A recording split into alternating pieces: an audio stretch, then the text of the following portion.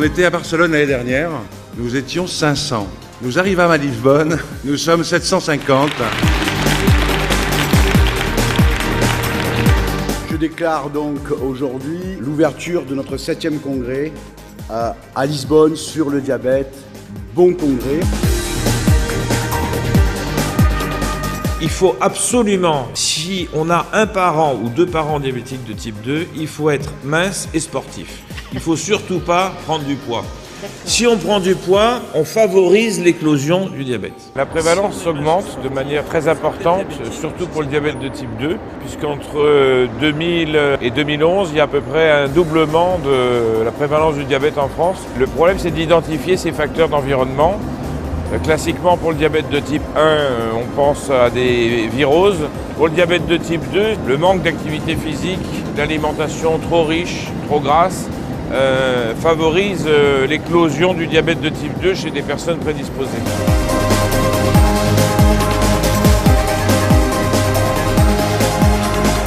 Le rôle de l'infirmière libérale, il est à plusieurs niveaux. D'une part, favoriser le dépistage, c'est-à-dire informer les familles de la nécessité de réaliser ces glycémies. Et puis après, face à une femme qui a un diabète gestationnel, éventuellement l'aider dans la prise en charge pour réaliser ces automesures de glycémie capillaire.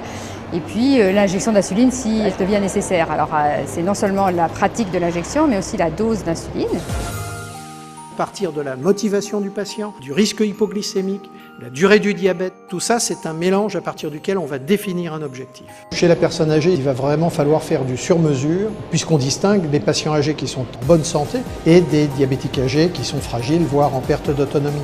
Donc à chaque situation correspond un objectif glycémique, l'objectif étant de limiter bien évidemment le risque d'hypoglycémie.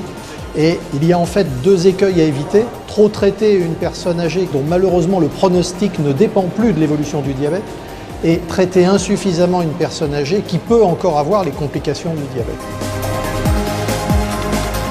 La bonne dose d'insuline, c'est la dose qui est efficace et qui permet de ramener la glycémie à la normale. Voilà, c'est ça qu'il faut comprendre. Quel type de patients peuvent bénéficier d'insulothérapie fonctionnelle?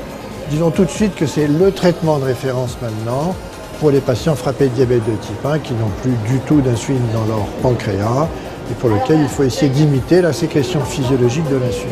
Toutes les techniques dites non médicamenteuses qu'on va appeler psychocorporelles, que ce soit la sophrologie, que ce soit l'hypnose, l'infirmière libérale a la possibilité d'être active et d'être même au centre du dispositif.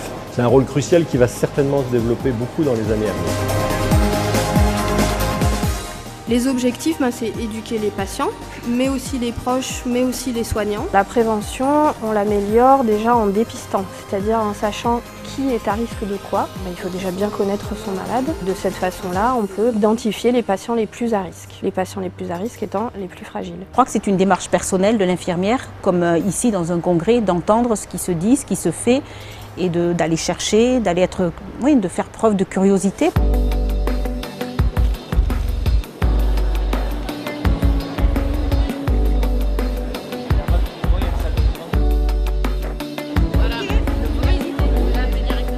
Le plaisir d'être dans une belle ville comme Lisbonne, pouvoir rencontrer des personnes qui sont comme moi, qui peuvent aussi avoir le même problème que moi à domicile et pouvoir échanger aussi nos points de vue. Et puis la richesse aussi de toutes les interventions qu'on a eues auprès des professionnels de santé.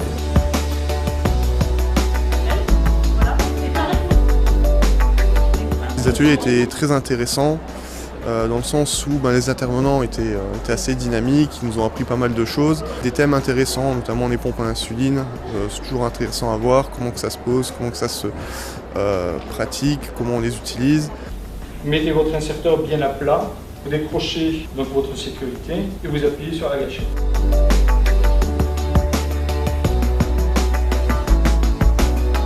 Il y a ce côté passionnant quand même des spécialistes qui nous apportent énormément en théorie, mais effectivement on a besoin aussi de ces apports beaucoup plus pratiques pour nous, notre pratique ensuite.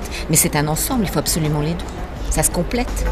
Alors là je crois que ça s'appelle de l'hyperkératose, mais il y en a beaucoup, hein. Parce que tellement il y en a dit qu'il fallait enlever large, mais lui enlever le pied. Et parce que ça c'est mon vrai pied. J'adore. Les clowns effectivement reflète un petit peu ce qui a été mis en place par les professeurs avec l'humour. Et c'est là où on peut se dire que les petits clowns et autres, c'est aussi un facteur de soins important, parce que je pense que c'est une vision des soins qui n'est pas négligeable.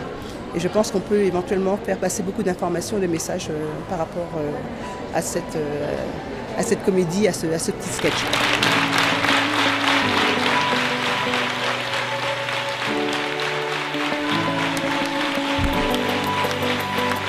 Oui, c'est fini, c'est 2 jours qui sont très très bien passés.